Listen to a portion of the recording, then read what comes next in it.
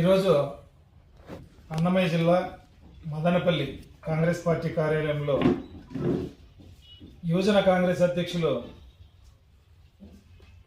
శరత్ కుమార్ రెడ్డి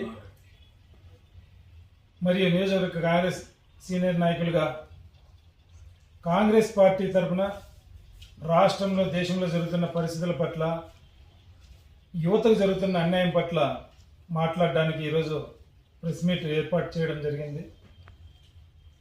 ముఖ్యంగా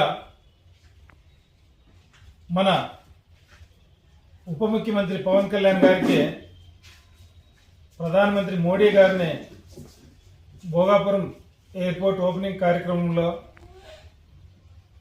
పొగిడే దాంట్లో భాగంగా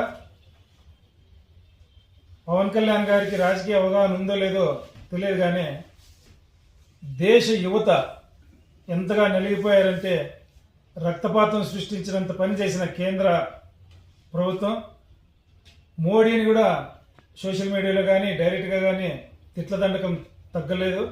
తిట్టిన దానికి పవన్ కళ్యాణ్ గారికి ఏడుపు వచ్చిందంట. అసలు పవన్ కళ్యాణ్ గారికి రాజకీయ అవగాహన ఉందా? 24లో మీరు ఉప ముఖ్యమంత్రి కావడానికి ప్రధాన కారణం యువత.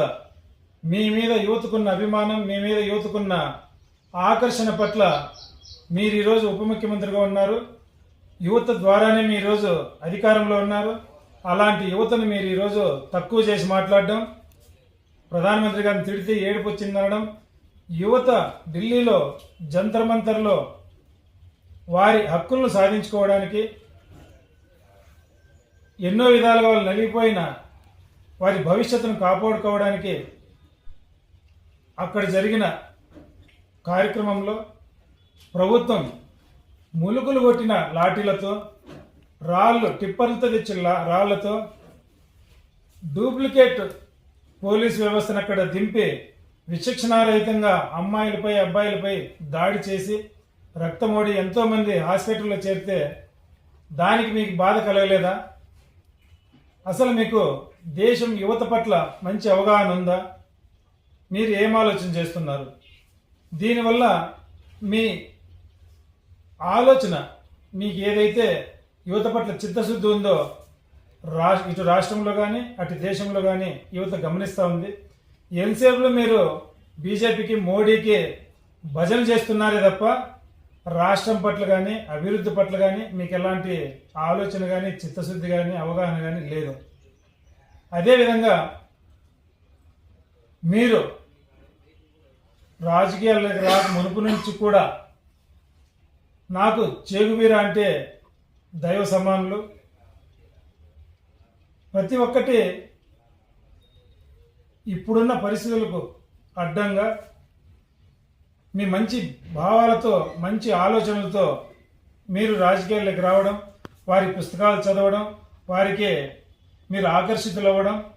ఒకప్పుడు మీ గురించి చదివితే మంచి భావాలు ఉన్నాయి, ఇలాంటి వ్యక్తి రాజకీయాల్లోకి వస్తే దేశం ప్రజలు బాగుపడతారనే ఆలోచన చాలా మందికి కలిగింది.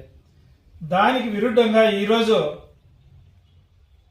మీ ఆలోచన తీరు కానీ మీ వ్యక్తిత్వం కానీ పూర్తిగా పక్కదోవ పట్టింది.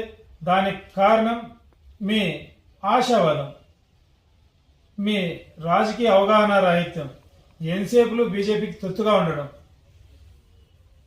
దాదాపు 22 మంది విద్యార్థులు చనిపోతే ఈ 12 సంవత్సరాలలో 152 సార్లు పరీక్షలు లీక్ అయితే, పరీక్షా పత్రాలు లీక్ అయితే, మొన్న లీక్ అయినటువంటి నీట్ పరీక్షా పత్రాలు లీక్ అయిన కార్యక్రమంలో మాత్రమే విద్యార్థులు 22 మంది చనిపోతే దానికి బాధ్యత కేంద్ర ప్రభుత్వానికి కాదా?